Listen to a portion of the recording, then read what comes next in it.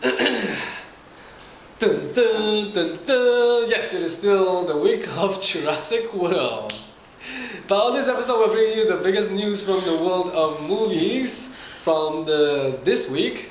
And my name is Del, laughing uncontrollably again is Zul on my far right, and in the middle is Nikan. Hello. Zul, please remove your hand from your face. First news is Pitch Perfect 3 is confirmed. No surprise here, for me at least. I don't know about other people because I heard people. There are other people telling me that the second one was the last one.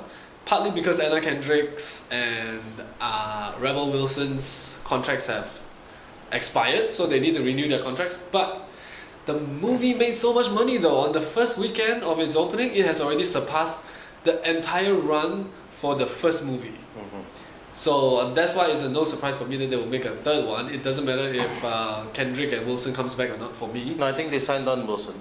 They signed on Wilson? They signed on Wilson. Okay, so Kendrick doesn't want to come back. I'm fine with it. I mean, I love Anna Kendrick, but still, she was not effective at all in the second one. Yeah, that's what I thought. But Nikan, you love this franchise, right? So you must be happy for a third movie. Yes, I would assume that it will be more about the new girl and Benji. Yes. Because the first one was Anna Kendrick and Jessie. Yes. Then the second one is more about Rebel Wilson and what's that guy named? Bumper. So probably the next one will be another couple. I don't know, it's just what. That's a good observation. Second one is Chris Hemsworth. He has joined the cast of Ghostbusters, Yes. the upcoming one with the 4 female lead. But he is going to play the secretary for the Ghostbusters. I can't, you're used to seeing him picking up, something big. And here he is going to pick up He's doing all these. He does pick things, the big projects, right? No, as in you're used to seeing him, with a hammer. Okay. Yeah, He's in Rush. He was, that's like a steering wheel and helmet. And now he's picking up a telephone. Hello. Oh. Picking up the hotline. You know what I mean? That's what he means. Yeah. Right. Okay. But I mean, when I imagine what can go on, the 4 female Ghostbusters just clawing at Chris Hemsworth because he's so good looking. I'm sure they hired him because he's so good looking, and there's so much comedic things that can happen with this casting. Fair enough. And I really love the casting of Hemsworth because if you saw him in the trailers for the National Lampoon's Vacation, he was hilarious. He stole the trailer. So I'm really looking forward to him doing more of these smaller roles, but in a comedy.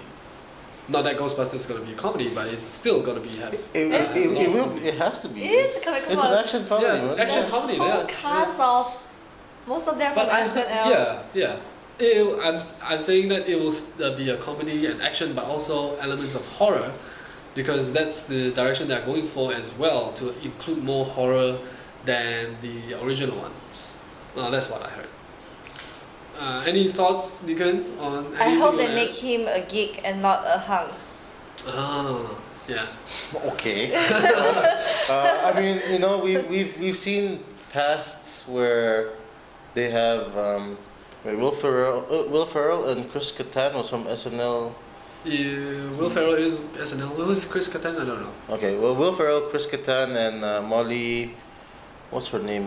But anyway, you've seen the movie where it works. Like for instance, A Night at the Roxbury. Yeah, they were all casts from I think it was SNL, if I'm not mistaken. So I think they're using a really good formula here, and hoping let's hope this Ghostbusters will turn out good as well. Yeah. Okay. Okay. Right? Whichever. I'm trying to remember like the Roxbury and. And then Roxbury, we know where they go. I'm not familiar with that, that's why. Yeah, exactly. Yeah, they do the whole Vogue thing. Yeah, and then they started dancing that dance. Exactly. Oh my god, that was so funny. Yeah. Anyway, moving on.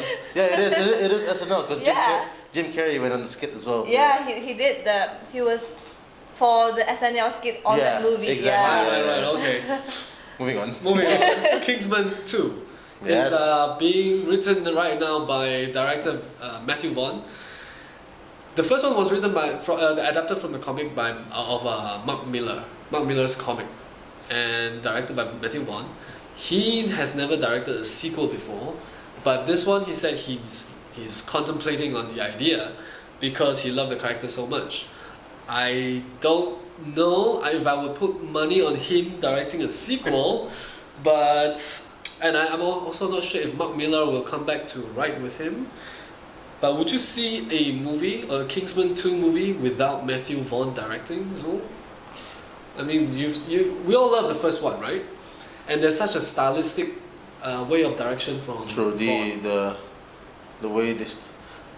I'm actually now thinking about whether or not Colin Firth will come back again, right? Yeah, that's the thing as Yeah, well. If yeah. Colin Firth doesn't come back, it's not really the same. Yeah, movie. yeah, exactly. I mean, it was funny, like when I was watching Jurassic World, I was actually standing in front of the Kingsman standee at the Times Cineplex, just thinking to myself, will Colin Firth come back?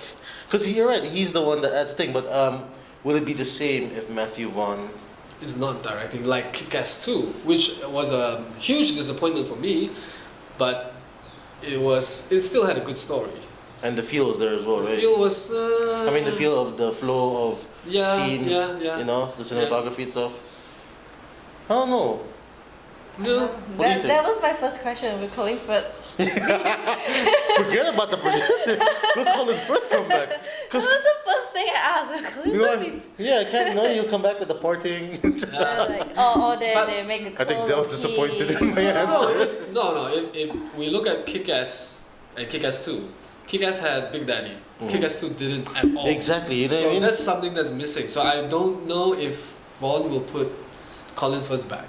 That's the worry, I guess, as well. Yeah. Yeah, it's like you want him to be back and you don't want him to be back. It's like you don't want to bring him.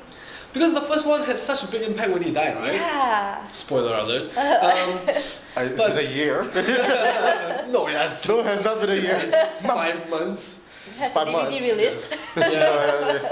Yeah. Anyway, let's move on to the next topic, which is Ant-Man 3. The 3 posters that Ant-Man is on. Using the Avengers to promote Ant-Man, because Ant-Man is standing on the Captain America's shield in one, standing on Thor's hammer in another, standing on the shoulder of Iron Man in the third one. I think this is brilliant marketing, and I really like the direction of Marvel's marketing team, bringing all these Marvel marketing campaign to life, and this is just one of the examples. And these 3 posters to me are the best posters that has been released so far, because the first one was just like a hand-drawn collage of characters put into one poster. So this one really stood out to me because Captain America's shield is so iconic. Thor's hammer, that shot of it is so, I don't know, I find it very dramatic. Mjolnir.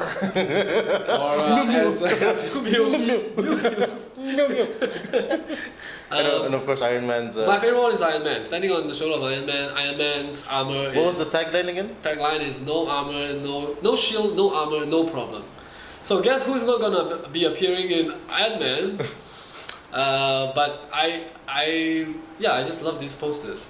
Your thoughts, Zul? Well, he was the key, so one of the key essential parts of the Avengers ensemble anyway, right? So they could play it off how maybe, I don't know, I don't know where I'm going at with this, but if you look at the posters, smart, smart. Yeah. I mean, back to the first poster, which was the white empty That space, was bad. and then.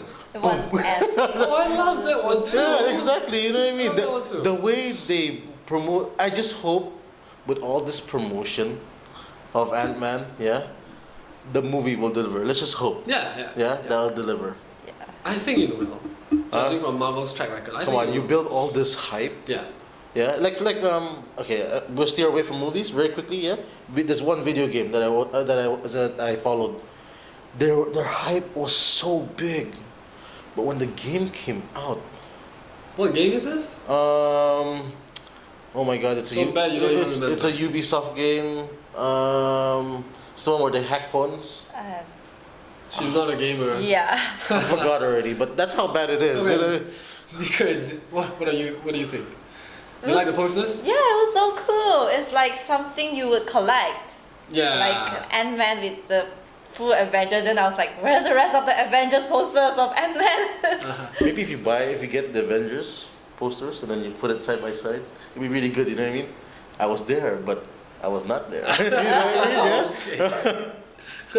Okay, let's move on to the next section, which is trailers. Watch Dogs. News. That's what it's Watch called. Dogs. Watch Dogs. Oh, Never heard of, never yeah. seen Oh before. man, please watch the trailer and you'll see all the hype for it. It's so stupid. Oh, it reminded me of the Disney cartoon. Okay, going back to the Ant-Man. Okay. When Lilo and Stitch Yeah. came out, Uh-huh. the trailer was showing all the classic Disney scene, and then Stitch will come and destroy everything. Yeah, exactly. Yes. Will come and destroy everything, and they should do that for Ant-Man. And it's like, oh, he's like, and then they just like the zoom in shot, and he's like there or something. Oh, that'd be so cool. The direction right now is like all this trolling and everything. Yeah. It works for them. Okay, the first trailer that we want to talk about is The Program, a biopic of Lance Armstrong and played by Ben Foster. What interests me greatly for this one is Ben Foster, because he usually plays the bad guy or the guy you know who's gonna betray the good guy, or he's just somebody who's crazy on the verge of doing something just chaotic. But now It's not what Lance Armstrong is. it's not what? It's not what Lance Armstrong is anyway. Well, yeah, but then this is a real character. He's playing somebody real, real life, and he's going to portray the life of Lance Armstrong, surviving cancer, and faking all the drug abuse. That's why Ben Foster is a very different choice. I wouldn't have pegged him to play some role like this. That's why I'm very interested to see this. But the trailer, I think it showed enough of what's going to happen with the movie, and I thought it wasn't suspenseful or dramatic or as much as I would have liked it to be, but it's a very, you can't really do that with a biopic, I guess. But I like the trailer so far, and I like the casting. There's Ben Kingsley as well. There's Dustin Hoffman as well. So yeah, I'm really looking forward to it. Zo? The tagline. Yeah. That tagline. Winning was in his blood. That was, so smart. So smart. There's an irony to it. Yeah, there's that, hey, winning was in your blood for real. Literally. All that. Oh my god, man. I mean, I wish I was that smart to come up with such. Oh man, but we watched the trailer earlier, and dark, Right. very very dark. I don't know. I mean, I haven't seen. Did they ever show that on TV though? When he was in court and everything. I don't know. I should Google that later. But I just want to see. Whether that drive was there as well. You know what I mean? Because for Ben Foster to get into the mind of Yes. Lance Armstrong, he must have done a whole shebang of research. So Yeah. I just want to see how dark. Yeah. Okay. How deep he went. Nikan? I was sold with the trailer. The first time I did. It's so good. It's like you can actually feel the emotion and the intensity of it. It's just by watching the trailer, and you just want to watch it. Yeah, it's so good. But the only thing is, who's gonna play Sheryl Crow and Kate Hudson? Are they gonna play themselves? That would be interesting. Wow. Okay, another one that was so. Okay, the next trailer we have is Zootopia. Yeah. Voiced by Jason Bateman and Jennifer Goodwin. That's all we know for now. These are the main two characters who are rivals, because one's the fox, one's the bunny. And this is a teaser trailer, not a full trailer. This is just to introduce us to the world of Zootopia, introduce us to what this animated movie is about. And Disney is not releasing any animated movies this year. They have been doing one movie per year, but this year they've stopped. But so next year they're gonna start early with this Zootopia, which is gonna be released in March Next year. next year. Yes. So Nikan, you just saw the trailer as well. What do you think? Wow, I love animals and I love animation, so yes. That's it. Okay. That's all. Sold again. But the narration. She loves animals.